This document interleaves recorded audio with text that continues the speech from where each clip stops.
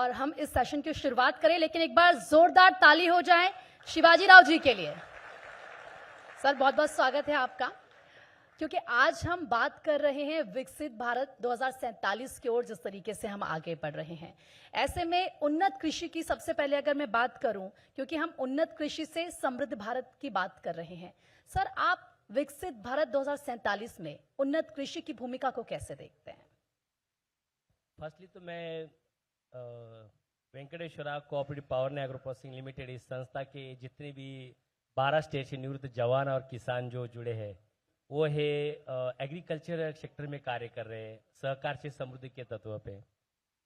इस देश में ये जो एग्रीकल्चर का जो कार्य हो रहा है इसमें अभी ऑर्गेनिक की तरफ जाना चाहिए, क्योंकि ये जो खाद से जो महामारी फैल रही है, कैंसर जैसी बीमारियां, तो उसको कैसे कम हो सके और वो कैसे जड़ से मिटे, इसके लिए हम 12 स्टेट में भी एग्रीकल्चर में कार्य चालू किया है। बहुत ही सराहनीय काम सर आप लोगों की तरफ से किया जा रहा है, और इसीलिए हम कह रहे हैं कि आप वो शख्सियत हैं। जब हम कहते हैं कि विकसित भारत 2047 का सपना पूरा करना है, तो उसमें आपकी भूमिका कितनी ज्यादा महत्वपूर्ण हो जाती है। सर अगर मैं हाल ही की बात करूं तो गृह मंत्री अमित शाह मालेगांव स्थित वेंकटेश्वरा एग्रा फार्म का दौरा कर जो प्रयोगशाला है वहां पर वो गए, और साथ ही साथ बेलगावी काजू फैक्ट्री का उद्घाटन उनकी तरफ से वहां पर किया गया। ये एक बहुत ही बड़ा एक्सपीरियंस आपके लिए था, जरा इसके बारे में बताएं। अजंगवड़ेल मालेगांव यहाँ पे हमारे पास टोटल 528 एकड़ खेती है, और 528 एकड़ खेती को ऑर्गेनिक करने के लिए देश के किसान भाई को ऑर्गेनिक खेती का संदेश देना है तो पहले खुद को बदलना पड़ेगा।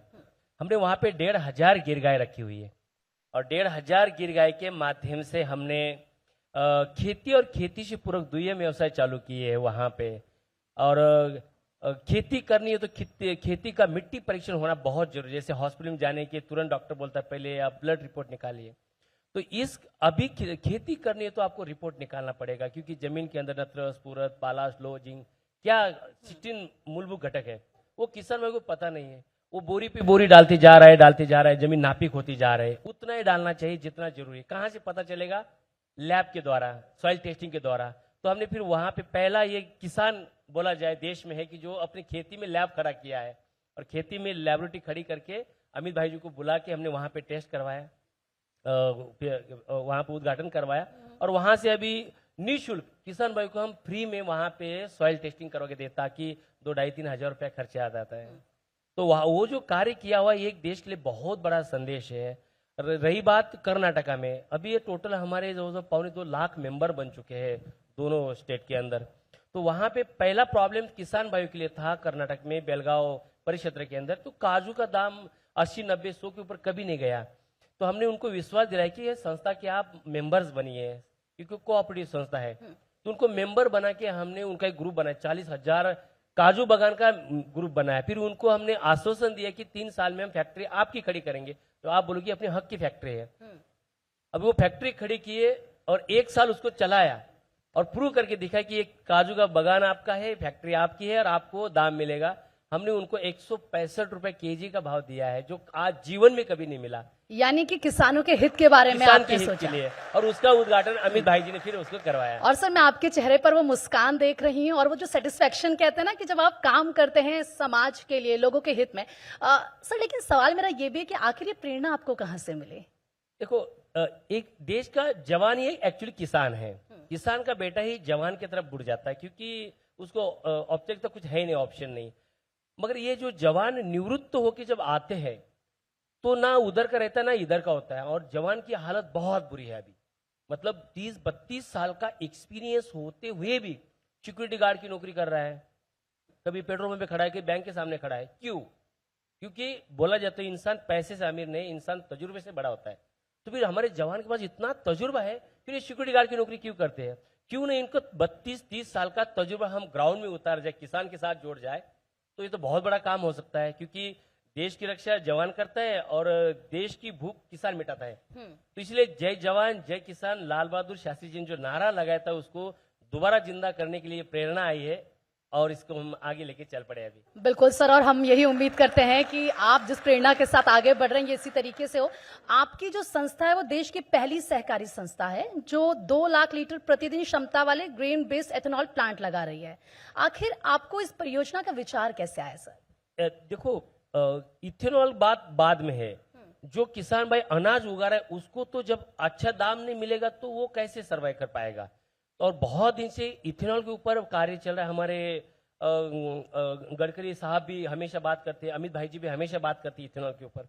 तो ये जो कॉर्न और राइस के जब इथेनॉल बनी रहा है तो हमने निर्णय ले लिया कि ये पहला इस देश का कोऑपरेटिव का पहला प्रोजेक्ट इथेनॉल का है जो पूना इंदापुर एमआईडीसी चालू है। 2 लाख लीटर पर डे बोला जाए तो एक साल में इस इथेनॉल प्रोजेक्ट को चलाने के लिए 566 करोड़ का मक्का लगेगा। तो 566 करोड़ सीधा हम किसान भाइयों से परचेस करेंगे और उसका इथेनॉल बनाएंगे तो सीधा लाभ मिलेगा किसान भाइयों को, ताकि बीच में बिचौलिया कोई भी नहीं रहेगा क्योंकि वो अपना मेंबर है। तो इस माध्यम से हम चाहते हैं कि किसान भाई कुछ भी अनाज उगाए बिना बिचौलिए का उसको माल को बेचा जाए। इसलिए हम 100 कंट्री के अंदर एक्सपोर्ट करने का निर्णय लिया क्योंकि जहां आप उगाओगे वहां नहीं बेचा जाएगा। और भगवान की कृपा से हम यूरोप, जर्मनी, नीदरलैंड तक एक्सपोर्ट कर चुके हैं और अभी स्टार्ट कर दिया है, वो भी रेस्ट्रिक्टिव फ्री है। तो किसान भाई को दाम मिलना चालू हो गया अभी। तो सर ऐसा होता है कि जो किसान है वो आपसे मिलते हैं और बताते हैं कि किस तरीके से उनकी जिंदगी में बड़ा बदलाव आया है। सबसे बड़ी बात दिल से बोलना चाहूंगा, मुझे इतना गर्व होता है कि जो मालेगांव अजय मॉडल में 528 एकड़ खेती है, कम से कम ऐसे 150 किसान नाम के साथ बोल सकते जिन्होंने जमीन बेच दिया था, टोकन ले लिया था। जब वहां पे अभी तक 3 लाख से ज्यादा किसान भाई ने विजिट किया, अभी वो मुझे बोलते हैं डोले साहब जमीन बेचते बेचते रुक गई। क्यों? मैंने क्या बोला उनको कि जमीन को बेचना नहीं, जमीन को संभालना है। तो वहां पे लोग जब आते हैं देखते हैं कि मेरे से 5 एकड़ खेती नहीं हो रहा है, डोले साहब 528 एकड़ खेती कैसे कर रहा है। जब वहां पे जाकर जब पूरा water management, time management, money management, labour management ये जब सब देखते हैं ना, वो बोलते हैं इजराइल से भी आगे का खेती हो रहा है यहाँ पे। तो लोग अभी प्रेरित होने लगे हैं। और क्योंकि आपने इजराइल का जिक्र किया तो बात टेक्निक की आती है, टेक्नोलॉजी की आती है और हम देखते हैं कि वो कितने आगे हैं। तो आप ये जो दोनों चीजों को पैरेलल लेकर चल रहे हैं, एक तरफ हम बात कर रहे हैं उन्नत कृषि की और दूसरी तरफ टेक्नोलॉजी को, ये कैसे पॉसिबल है? और सर दूसरा ये भी कि क्या आपके सामने भी कोई चैलेंजेस आते हैं जो आपको लगता है कि अब ये एक बड़ी प्रॉब्लम हो गई, ऐसा होता है? सबसे बड़ी चैलेंजेस ये है कि किसान भाई को कैसे बदला जाए, सबसे बड़ा चैलेंज है क्योंकि वो पारंपरिक खेती करते आ रहे हैं। तो हमने पहले अपने आप को बदला और प्रूव कर दिया। जैसे 1,500 गिर गाय के माध्यम से, जो गोबर गोमूत्र के माध्यम से पंचगव्य अगरबत्ती बनाया, इसके बाद गोबर से पेंट बनाया, इको फ्रेंडली नेचुरल पेंट बनाया, गोबर से माइक्रोन्यूट्रन बनाया, गोबर से बायो सीएनजी बनाया, गोबर से वर्मी कंपोस्ट बनाया और ये पूरा बेच रहे हैं। तो खाली खेती नहीं हो रही, खेती के अंदर दुय्यम व्यवसाय चालू हो गया है। जितना खेती नहीं प्रॉफिट देगी उससे ज्यादा तो बाय प्रोडक्ट में पैसा आने लगा है और वो हकीकत में है। तो ये बड़ी है। और ये किसान भाई लोग ये जब देखते हैं कि आज क्या हो रहा है, लोग गाय इसलिए पाल रहे कि दूध देती, दूध देना बंद, गाय को कसाई को दे देते।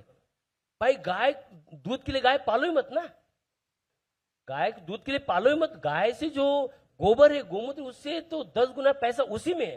गोबर उठा के गड्ढे में फेंक देते हैं, दूध के पीछे लगे। दूध का तो हक वो बछड़े का है, आपका थोड़ा ना है। अभी वो प्रूव हो गया वहां पे, हमने पूरा वहां पे एक मिनी फैक्ट्री डाल दी पूरी वहां पे खेती में। वाह, मतलब सर हर चीज को आप बेहतर तरीके से इस्तेमाल कर रहे हैं और कैसे उसका इस्तेमाल किया जा सकता है वो भी हम देख रहे हैं कि जब ये कहा जाता है कि भाई कुछ भी वेस्ट नहीं होना चाहिए और प्रकृति को भी नुकसान नहीं होना चाहिए। सर सहकारी आंदोलन की मैं बात करूंगी क्योंकि आप सहकारी आंदोलन चला रहे हैं, आपको क्या लगता है कि किस दिशा में ये जाना चाहिए और भविष्य में आप इसे कैसे देखते हैं? मैं यहाँ पे बोलना उचित नहीं है क्योंकि ये स्टेज थोड़ा अलग है, मगर एक बात जरूर बोलना चाहूंगा, इस देश का जो बुनियादी है वो सहकारी है। एक्चुअल में 1934 से मैंने इसकी स्टडी करना चालू किया कि ये देश कैसे गया। थोड़ा बीच में डाउन फ्लो आ गया, बट अभी जो हम चाह रहे हैं कि इस देश के अंदर सहकार को आगे बढ़ाना है तो ग्रुप फार्मिंग के माध्यम से बढ़ाना चाहिए। और ग्रुप फार्मिंग करनी है तो विश्वास के बुनियाद के खड़ी होती है। एक किसान भाई है कि वो कभी किसी के साथ धोखाधड़ी नहीं करता, जो पक्की बुनियाद है। और एक जवान है कि जो खुद मर मिटने तैयार है मगर गलत कभी काम नहीं करेगा। तो ये जो जवान और किसान जब एक साथ आया है, सहकार से समृद्धि के तत्व पे काम करना चालू कर दिया, मुझे लगता है कि बोंडाबट 2029 तक हम इस देश के अंदर वो बुनियाद दोबारा खड़ा करेंगे जो सहकार के माध्यम से विश्व गुरु की तरफ लेने वाला ये पहला कदम होगा। और बहुत जल्दी हम विश्व गुरु की तरफ बढ़ सकते हैं ये सहकार से माध्यम से।